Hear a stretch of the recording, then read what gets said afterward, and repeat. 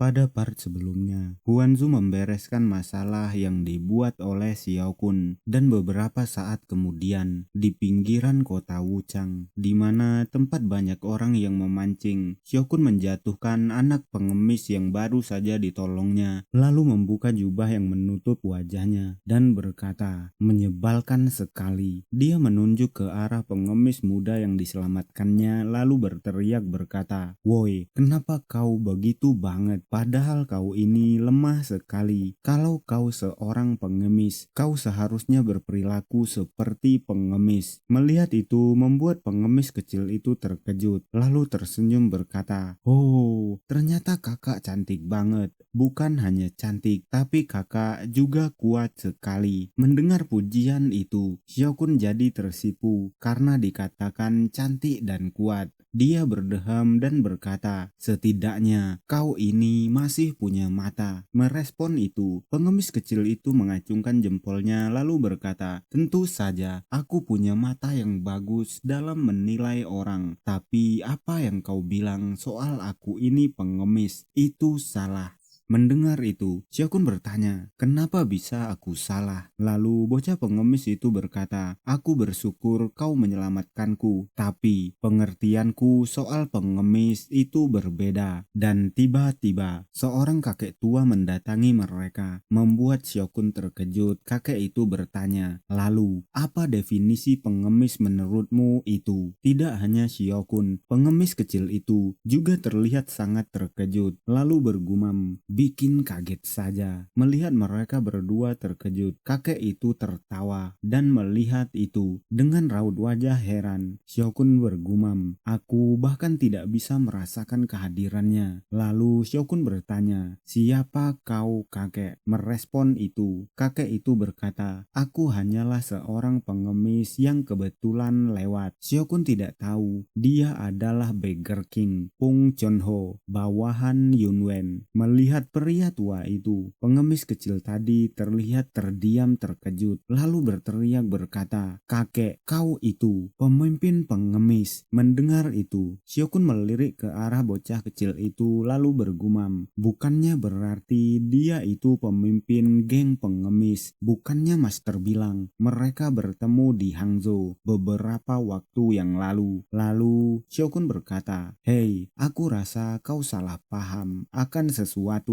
Orang itu tidak di sini, tapi di Hangzhou." Dan tepat setelah Xiao Kun menyelesaikan kalimatnya, kakek itu berkata, "Benar, aku adalah ketua gengnya." Mendengar itu membuat Xiao Kun terkejut dan langsung melirik ke arahnya. Dia bergumam, ternyata dia ketua gengnya. Tapi tiba-tiba pengemis kecil itu berkata, "Minta maaflah." Dia menunjuk ke arah ketua geng pengemis, lalu melanjutkan, "Karena kau sudah menghancurkan geng pengemis." Mendengar itu membuat Xiao Kun terkejut. Lalu tetua Pung bertanya, "Aku menghancurkan geng pengemis? Omong kosong macam apa yang kau ucapkan?" Menjawab itu, pengemis kecil itu berkata, "Dulu aku mencoba bergabung dengan geng pengemis, tapi mereka tidak menerimaku. Katanya aku tidak memenuhi syarat." Apa maksudnya? Apakah untuk menjadi pengemis ada kualifikasinya? Mereka bertingkah seperti pengemis tanpa berpikir kalau mereka sendiri itu pengemis, kalau kakek itu pemimpin mereka. Jadi semua ini salahmu. Pengemis sejak awal itu lemah dan tidak punya apa-apa. Jadi agar kami bisa bertahan hidup, kami harus menahan kritik dan dihajar. Jika kakek itu seorang pengemis tapi berpura-pura tidak menjadi pengemis, berarti kau itu bukan lagi pengemis." Mendengar itu, tetua Pung menunduk lalu berkata, "Tidak disangka orang tua ini akan bertemu teman sebayanya hari ini. Jadi, apa yang harus kulakukan untuk menjadi pengemis sesungguhnya?" Menjawab itu, pengemis kecil itu berkata, "Sebagai pengemis, kau seharusnya tidak malu ketika melihat ke langit, bahkan jika kau harus mengemis kepada semua orang, dan kita harus menguap sisi gelap orang-orang. Bahkan ketika kita hidup di kehidupan yang sangat menyedihkan, kita harus menunjukkan kebahagiaan sebagai seorang pengemis sesungguhnya. Jadi, orang akan terdorong untuk melihat kita. Mendengar itu, Tetua Pung hanya bisa terdiam, lalu tersenyum sangat lebar. Dia bergumam, "Bocah ingusan ini, kalau kubesarkan dengan baik, dia akan menjadi penggantiku yang hebat." Lalu dia menunjuk ke arah dirinya sendiri dan berkata, "Berkatmu, aku mendapatkan pencerahan hari ini. Apa kau punya tempat yang ingin kau kunjungi? Kalau tidak, bagaimana kalau kau ikut denganku saja?" Mendengar itu, bocah kecil itu melambaikan tangannya dan berkata, "Ogah sekali, aku tidak akan ke geng pengemis." Tapi Tetua Pung berkata, "Aku tidak memintamu untuk datang ke geng pengemis. Aku bertanya, apakah kau ingin mengikutiku?" Pung Chonho mendengar itu, Hyokun terlihat sangat terkejut sekaligus gembira berkata, "Kakek, aku akan membawanya denganku. Aku juga sudah menyelamatkannya." Tapi tiba-tiba Shadows Monarch datang. Dia berkata, "Daripada keras kepala begini, bagaimana kalau kau tinggalkan saja orang itu bersama senior itu?" Melihat itu adalah Shadows Monarch, Hyokun terkejut menoleh lalu berkata, "Tuan Huanzu, sejak kapan Anda menggunakan hidden art?" Merespon itu, Huanzu berkata, "Jangan dekat-dekat denganku atau akan kupotong kau." Sedangkan Tetua Pung berkata, "Senior apa? Aku ini hanya pengemis tua. Ngomong-ngomong, kau ini siapa?" Merespon itu, Huanzu memberikan hormat dan berkata, "Jetface Divine Dragon adalah tuanku. Aku mendengar tentangmu dari dia. Namaku Begong Huanzu." Mendengar itu, Tetua Pung bergumam, apa orang ini salah satu dari bawahan yang mulia juga. Memang aku bisa merasakan ki dalam yang sangat luar biasa darinya." Lalu karena saran dari Shadowless Monarch, diputuskan bahwa bocah pengemis itu akan pergi dengan pengemis Pung. Walaupun hal itu membuat Hyokun bersedih sekaligus kecewa. Lalu beberapa saat kemudian, Tetua Pung bertanya kepada bocah pengemis, "Siapa namamu?" Dan menjawab itu, pengemis kecil itu berkata bahwa dia tidak punya nama. Mendengar itu, Tetua Pung bertanya, maukah dia diberi nama oleh Tetua Pung? Dan tanpa menunggu anak itu menjawab, Tetua Pung bertanya, "Bagaimana kalau Pung Jira?" Merespon itu, bocah kecil itu berkata, "Pung Jira, nama itu rasanya tidak bagus." Lalu Hyokun berkata, "Bagaimana kalau Begong Xiaowang? Kalau kau butuh, pakai saja nama itu. Ini hadiah perpisahan dariku, kakakmu." Mendengar itu, bocah pengemis itu terlihat sangat gembira, berteriak berkata, "Ho, Begong Xiaowang terdengar lebih keren dari Pung Jira. Akan kupakai itu." Mendengar itu, Tetua Pung menghela nafas kecewa, sedangkan bocah itu terus tertawa dan berterima kasih kepada Hyokun, memanggil Hyokun kakak. Lalu Hyokun melambaikan tangannya sembari berkata, "Tetaplah sehat adikku Xiaowang." Dia juga meminta Huanzu untuk mengatakan perpisahan, tapi Huanzu menolak berkata, "Aku bilang jauh-jauh dariku." Begitulah keributan antara Hyokun dan Xiaowang berakhir, dan Shadowless Monarch Begong Huanzu melanjutkan mempercepat langkahnya. Beberapa waktu lalu, di aneks untuk tamu dari koalisi Southern Blade, seseorang berkata, "Anda mau saya mengintai di sekitar koalisi Southern Blade dulu, tuanku?" Merespon itu, Yunwen berkata, "Betul, karena kita belum tahu seberapa kuat koalisi Southern Blade sebenarnya. Kalau kita lengah sedikit saja di tempat ini, kita berada dalam bahaya untuk dilacak. Aku, Zuiguang dan Wuxian akan berada di sini menunggumu dan menghindari kecurigaan setelah mengintai di sekitar Wuchang sambil menyembunyikan jejakmu sebaik mungkin. Menyusuplah ke koalisi Southern Blade lagi, Huanzu." Merespon itu, Huanzu berkata, "Kalau kita memulai penyelidikan kita dari dalam, ada resiko kita dilacak balik. Namun kalau kita menyelidiki sambil meninggalkan jejak infiltrasi, konspirasi dari luar. Mereka akan berpikir kalau kita itu musuh dari luar. Mendengar itu, Yunen setuju berkata, benar sekali. Setelah kau menyusup ke koalisi lagi, kita akan menginvestigasi pemimpin koalisi, pemimpin muda koalisi, dan khususnya putri angkat pemimpin koalisi. Aku yakin kau akan melakukannya dengan baik. Mendengar itu, Huanzu bergumam, aku selalu meragukan diriku. Aku tidak meragukan kemampuanku di dalam kultus, tapi apa ini juga akan berhasil di dataran tengah? Melihat Huanzu yang terdiam, Yunwen bertanya, ada apa Huanzu? Kau nampaknya khawatir. Menjawab itu, Huanzu berkata, saya tidak yakin kalau saya bisa melakukannya dengan baik. Dan saya bertanya-tanya, apa lebih baik untuk menyerahkan tugas ini kepada Mad Demonic Monarch? Merespon itu, Yunwen tegas menjawab, tidak, kau yang harus melakukannya, Shadowless Monarch. Percayalah pada dirimu sendiri. Mendengar itu membuat Shadowless Monarch terkejut. Lalu Yunwen melanjutkan, di dalam kultus kita, kalau soal Heavenly Demonic Art, tidak ada yang bisa setara denganmu, kecuali aku tentunya. Mengingat itu, sembari terus berlari, Shadowless Monarch berkata, saya tidak akan mengkhianati kepercayaanmu, tuanku. Seperti yang Heaven Destroyer katakan, ilmu hidden art yang dimiliki oleh Shadowless Monarch benar-benar sempurna, sampai mengintai menyeluruh di dalam koalisi Southern Blade tanpa ditemukan siapapun. Dia mulai mencari di tempat yang Heaven Destroyer sebutkan. Di suatu tempat, dia merasakan keanehan. Dia bergumam, tidak ada siapapun di dalam tempat tinggal pemimpin muda yang gila. Ditambah lagi, kenapa seluruh master yang bersembunyi di berbagai tempat di koalisi Southern Blade membawa pedang bukannya pisau? Apakah ini benar-benar tempat si putri angkat itu tinggal? Dia melanjutkan perjalanannya, lalu dikejutkan oleh sesuatu dan membuatnya tersipu. Dia melihat seorang wanita di dalam ruangan. Dalam sekejap, ketika Shadowless Monarch tersipu atau malu setelah melihat tubuh wanita yang setengah itu, dia sedikit mengeluarkan kinya, dan orang yang melindungi wanita itu tiba-tiba muncul di belakangnya bertanya, siapa kau? Hal itu membuat Shadowless Monarch terkejut, lalu bergumam, sialan. Dan sebelum dia bisa merespon, orang itu menyerangnya bertanya, aku tanya, siapa kau? Untungnya Shadowless Monarch masih bisa menghindar